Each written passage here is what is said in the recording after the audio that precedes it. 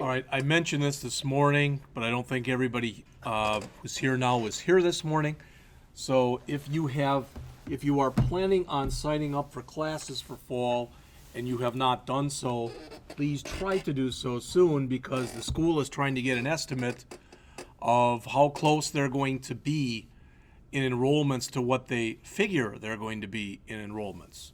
All right, I believe you can sign up and you don't have to pay yet, or you only have to pay a certain percentage. I don't know exactly what it is. All right, today's the last day that I'm going to talk a little bit about AngularJS.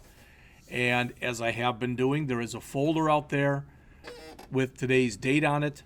And I'm just going to show you a few things. This probably won't take real long. Again, my hope is because you've had a lot of lab time that if you have not yet turned in all 3 assignments, you will do so. And you will do so before, 2 weeks from today when I get home and am trying to get all this stuff graded, because I have to have grades in by noon 2 weeks from tomorrow on the 24th. All right, so again, my hope is that by that Sunday, everybody who's got something to turn in will have turned it in so I can grade and get on with it. All right. I am starting to do some work already for some of the classes for fall. All right, not a lot, but just starting to. So if you do go out to that folder, this is what you're going to see. And I just wanted to show you a couple things that are in here. I'm not going to open up all these. That'd be stupid. But I found this series of articles that was kind of interesting. And what I'm actually going to do is just click the hyperlink here. And it's called yeoman.io/codelab/index.html. And it says, let's scaffold a web app with Yeoman. All right. It says you're going to use features from Grunt, Bower, and an app that's written in AngularJS. The app that they actually write in part 6 of this is a to-do application. All right.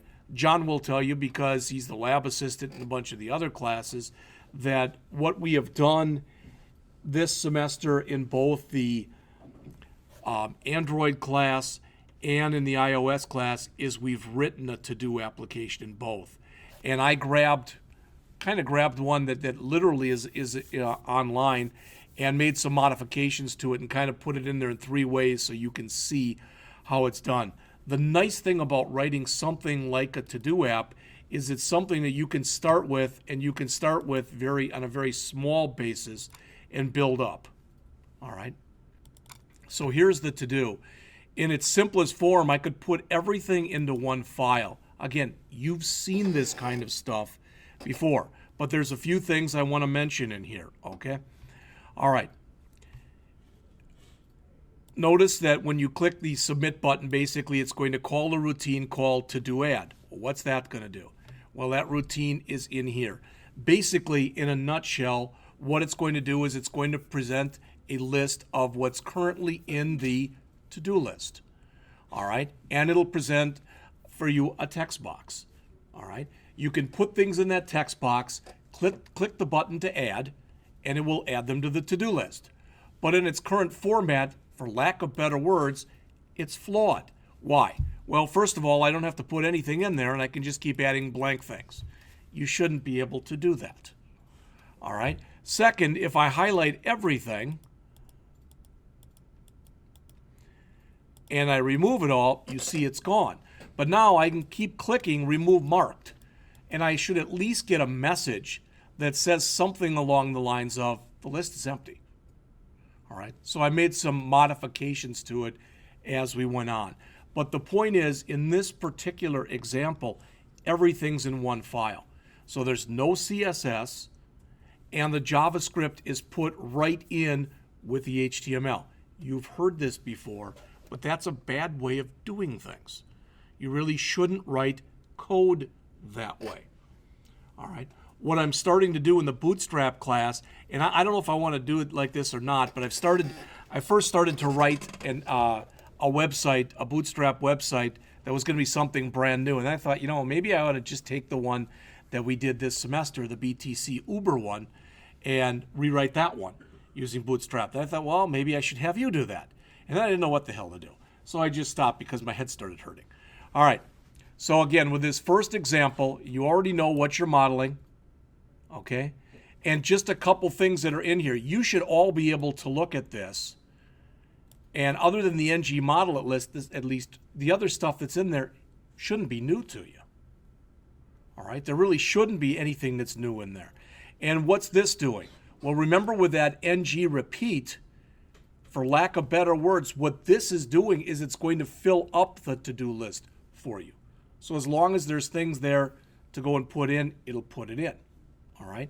Notice here it says, when you click the button that says remove, it's supposed to call the routine to go through and remove it. And in essence, what it's doing in here is it's rewriting the list, and it's rewriting the list, but anything that's been marked as for removal, so it has that check mark in it, don't include it.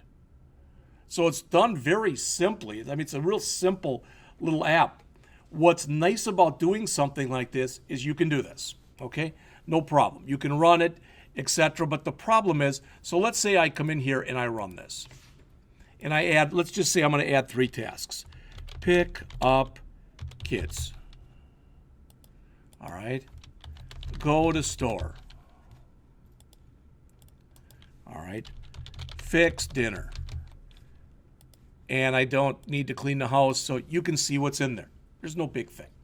All right. But the problem is, as soon as I get out and I get back in again, in its current form, it doesn't persist. All right. And what's nice about showing this in the iOS and the Android class is what we were able to do in there is to talk to people about something that's called shared preferences. All right, which is something that's available in iOS land and in Android land, where you can literally save things. All right, and you can save them basically right out to the system, and it'll save them for you forever. All right. Well, that's not a bad thing, but if you've got a to-do list with hundreds of items on it, that's a dumb way to do it. A better way to do it would be to use a database. So it also bleeds into using a database. Now, I didn't get into any of that stuff in here, but took that example and then went back. So again, with everything in here, and then in the second iteration of this, just for lack of better words, grabbed all this stuff, pulled it out,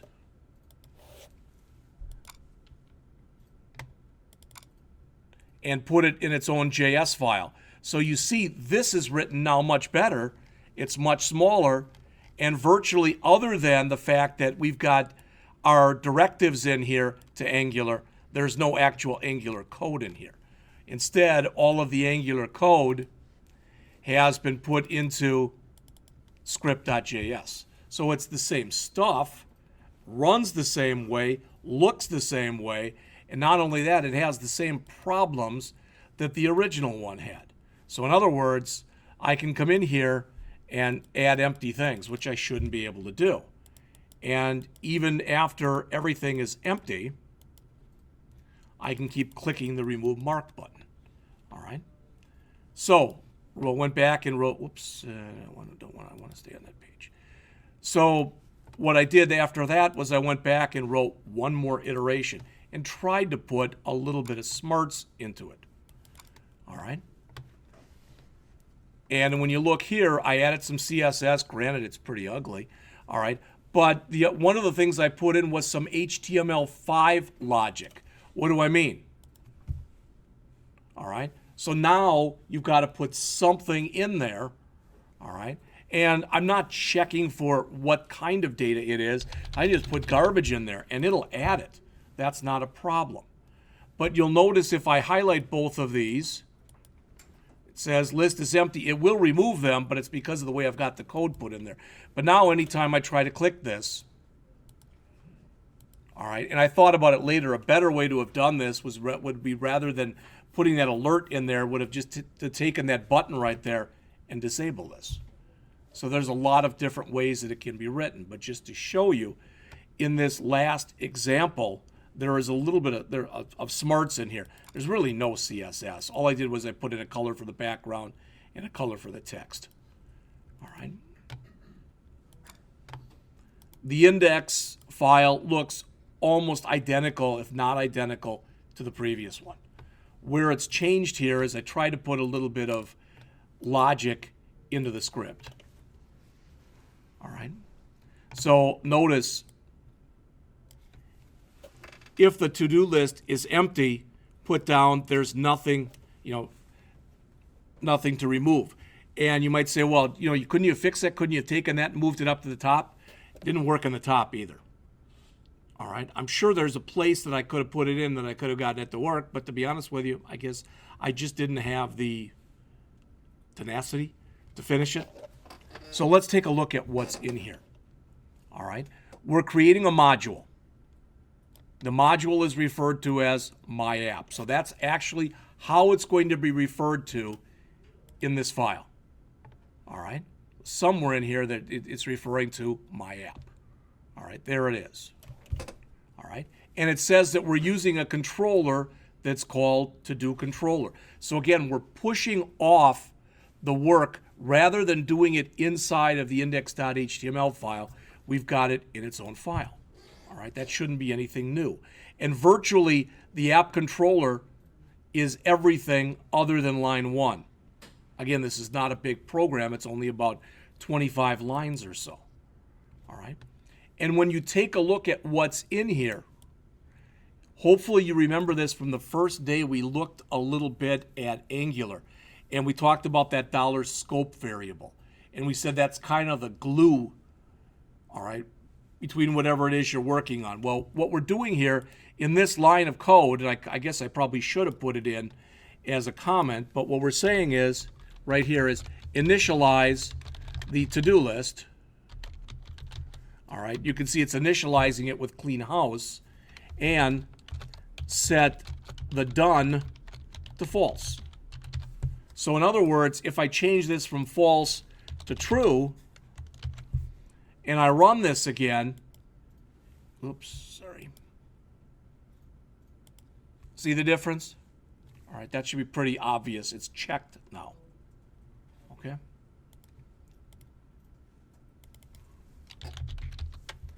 All right. Then what we're attempting to do here, the to add, this is what gets called every time I click the button to add something. Okay? Just like this is what's called every time I want to remove something. Well, I came in here and I tried monkeying with just about everything you could think of monkeying with in here. All right? But what the add does here is it says, okay, whatever text that we put in there, which is representing the input that we want to put it in there and set the done value to false. So in other words, make sure it's not checked. All right? Then when you get done, grab that field that you were using for your input and just clear it out. Again, that's pretty simple. What I tried to do is rather than using HTML5, I tried to put some code in here and I manipulated and manipulated and manipulated, and it didn't like anything that I put in. So I went online and I started looking when, not necessarily for a to-do list, but what did people do when they were trying to add something? And by and large, what they did was they used HTML5 and they put required in there, which is what I did. All right. And again, for the remove, what we're doing in here, where it says var old list, we're keeping a copy of our original to-do list. All right. Then we're telling it to cycle through, and every single time we find one of our tasks that are in there that does not have the check mark, we want to write it back to our to-do list. Does that make sense? And again, there's other ways that this could be done. And the problem is, the reason that I'm getting this message is when I'm on the last one, it's already in the process of removing it before it gets to this message. And that's why it gave me that like I said, that's why when I ran it like this, and I click that one, and I click removed, I get the message right there. Technically, you'd say, well, it's not empty, that's still in there. No, it's already ran that part of the command because it does the check at the very bottom. But as I told you, when I tried to do the check higher, it just wouldn't work. And that I did spend some time on. I mean, what's some time? I spent about a half an hour jacking around with it and couldn't get it to go any further than that. So I left it pretty much the way that it was. All right. So again, if you do take a look,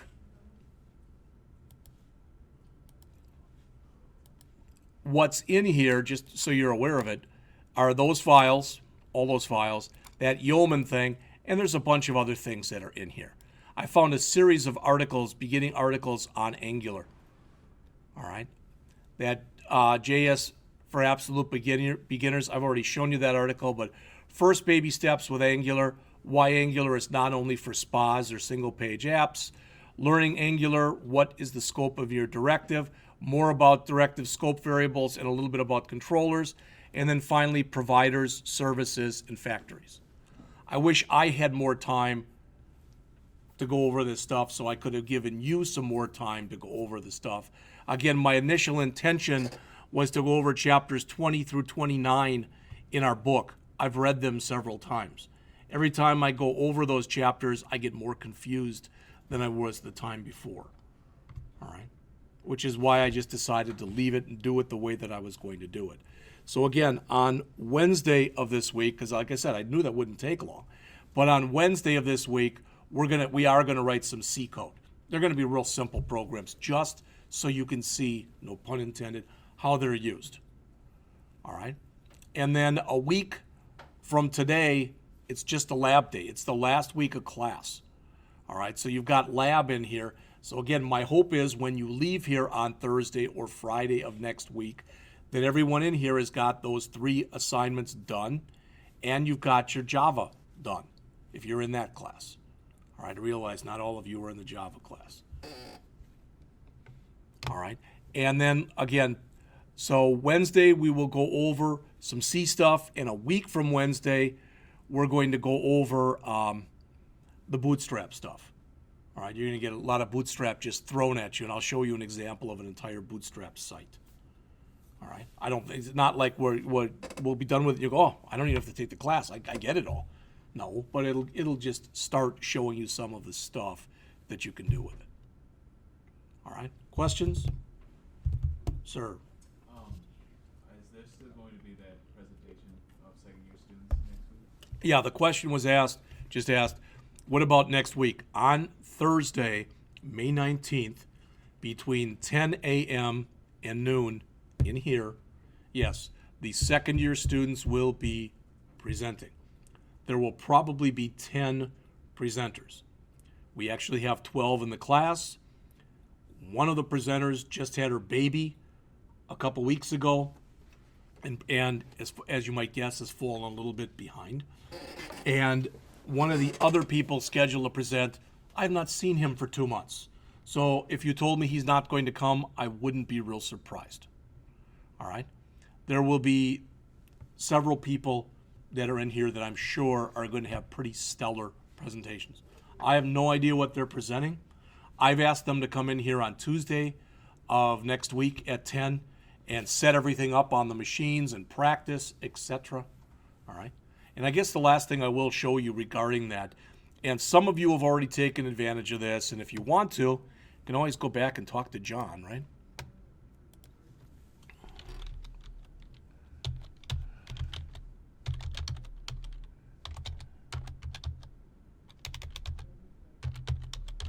Is that right? Yeah. All right. All of you, correct? All of you who are in this program, if you put in your login .btcwsd, which stands for Blackhawk Technical College, Web Software Developer, all right, John has set up accounts for each and every one of you on a site, on something that's called Site 5. All right, I don't know if you call it an ISP, I don't know exactly what it's referred to as, but web hosting service. oh, there you go. It's a web hosting service.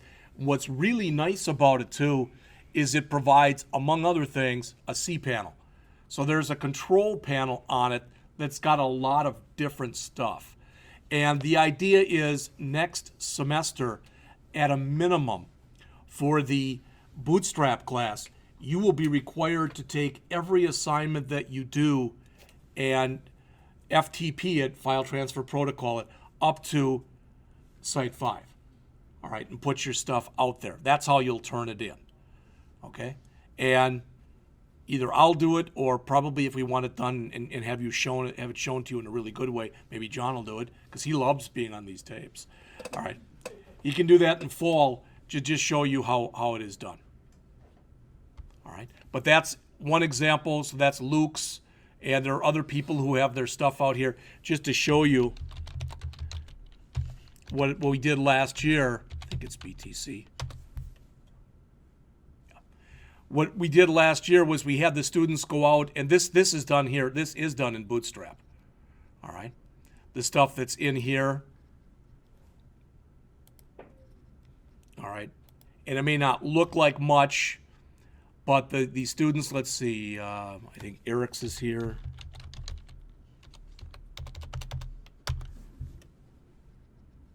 That should look familiar because that's right out of the catalog. And there's a little thing on how to use cPanel, how to create databases in here.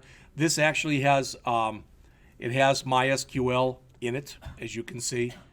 How to install different apps, how to use FileZilla, which is a file transfer protocol mechanism. And I know that's in there. And I know that Micah's is in there. Most of the other ones that I've checked are either not in there or are pretty incomplete at best. Yeah, this is how Micah did his. And it's interesting because Ben, let's see, where is it? I always have to remember which one it is, and of course I don't. No, that's not it. That's not it either.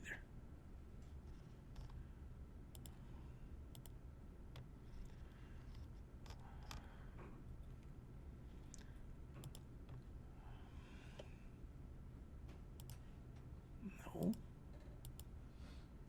Well, I probably won't be able to show you what I want to show you. All right. Ben did some work here. I believe this is done in Bootstrap also, but he did a whole site. This is, I don't know if any of you came in last year when or last semester we had a day in class where the clubs all met, and they were, you may or may not have gone to it, but it was over in the Commons, and there was a guy there who was a caricature artist. And Luke and Ben started talking to the guy. I guess it was mainly Luke. And the guy said, "What program are you in?" And he told him, and he goes, "Boy, I'd really like to have somebody update my website." That's what it is. So you might look at it and go, who the hell makes something like this? Is the guy's site. He made it. All right. But like I said, one of the things that was in here, and I can't find it, of course. Nope.